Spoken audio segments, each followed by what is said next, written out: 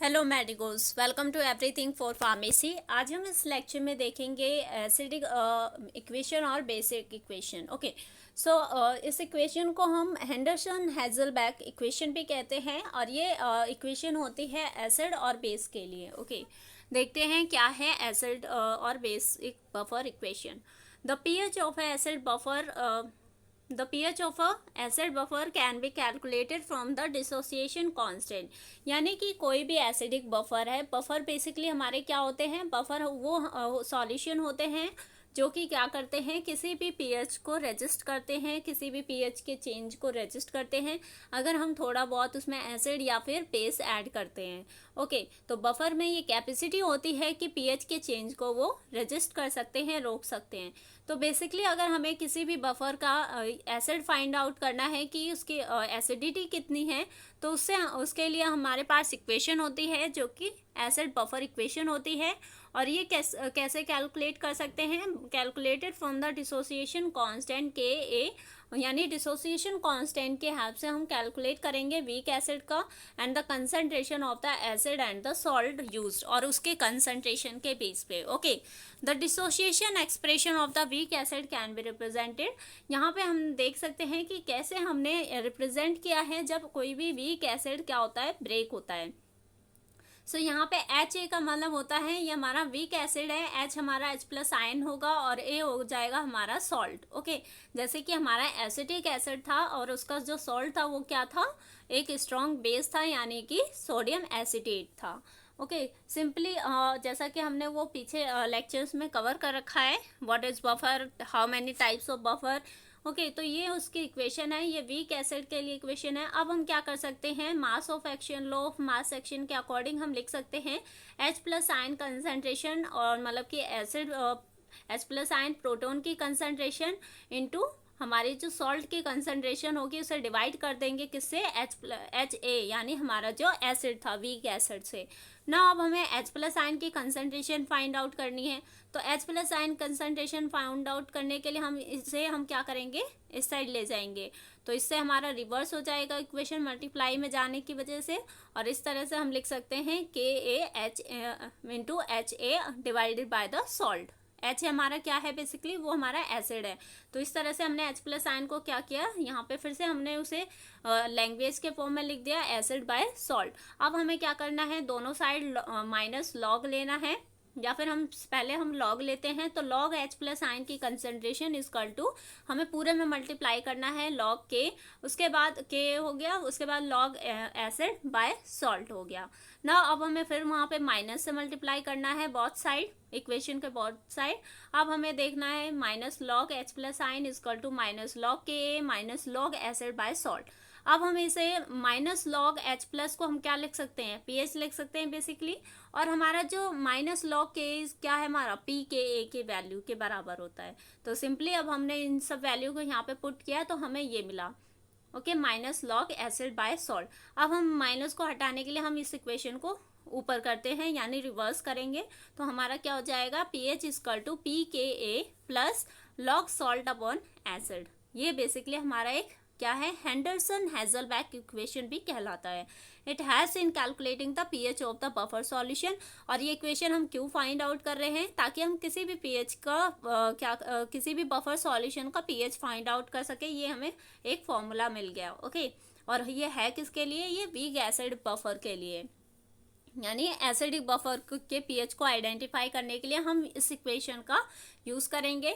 Okay, if the concentration of the acid as well as that of the salt are known, अब मतलब कि हमें इसकी acid की कंसंट्रेशन पता हो जाए, सॉल्ट की पता हो जाए, ओके, पी के वैल्यू की पता हो, तो हम क्या कर सकते हैं, पीएच फाइंड आउट कर सकते हैं। सेम ऐसी केस हमारा आता है बेस के लिए, और यहाँ पे ये सिंपल इक्वेशन आती है। सिंपली हमने क्या किया, सब चीज़ें सेम है, बस यहाँ पे एसिड की जगह बेस आ जाएगा।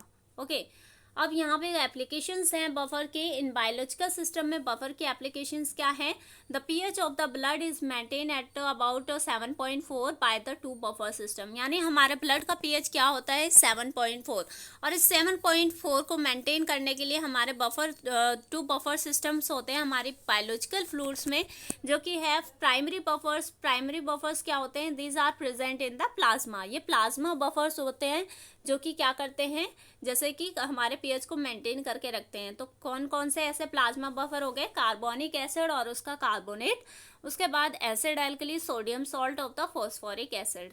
ओके, सेकेंडरी बफर क्या है, these are present in erythrocytes which are, अब ये हमारे एरिथ्रोसाइड यानी कि रेड ब्लड सेल्स के अंदर होते हैं।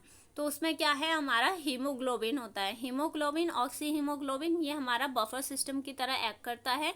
Acid alkali, potassium salt of the phosphoric salt होता है।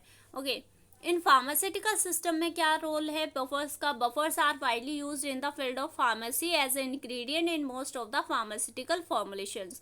अब हमारे बफर्स क्या हैं, हमारे फार्मेसी में भी यूज़ किए जाते हैं। फार्मास्यूटिकल फॉर्मुलेशन के दौरान हम बहुत सारे बफर्स यूज़ करते हैं ताकि क्या कर सके, in order to adjust the pH of the product, हमारे प्रोडक्ट का पीएच भी मेंटेन होना चाहिए, अदरवाइज वो हमें कुछ भी हार्म कॉज कर सकता है। To that required for maximum stability, और उसकी स्टेबिलिटी को भी मेंटेन करने के लिए हम बफर्स ऐड करते हैं।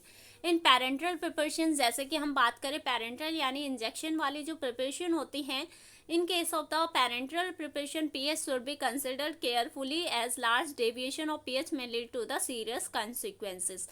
मैंने बताया जैसे कि हम कोई भी इंजेक्शन देते हैं तो उसका आइसोटोनिसिटी भी मेंटेन होना जरूरी होता है, पीएच भी।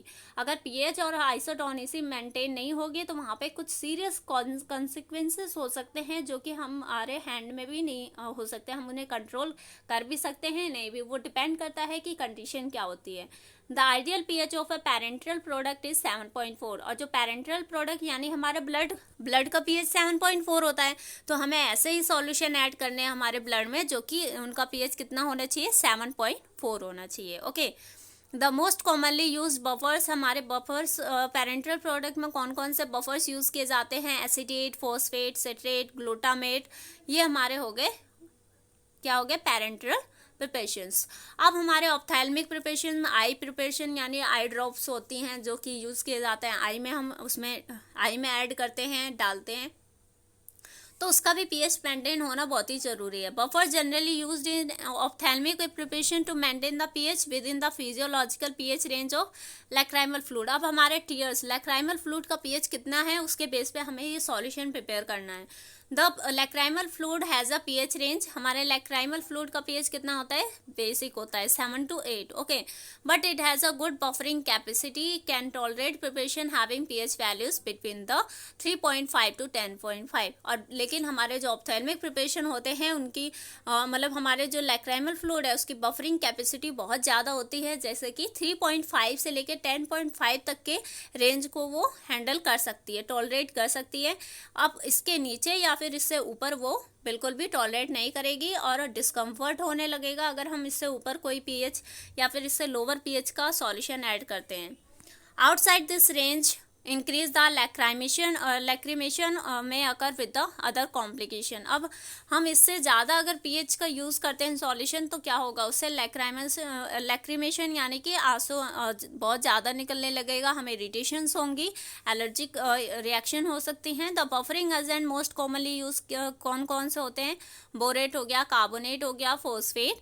ऑइंटमेंट यानी कि ऑइंटमेंट क्रीम जो हमारे टॉपिकल प्रिपरेशन होती हैं जैसे कि स्किन पे अप्लाई किए जाते हैं, तो उनका भी पीएच मेंटेन होना चाहिए।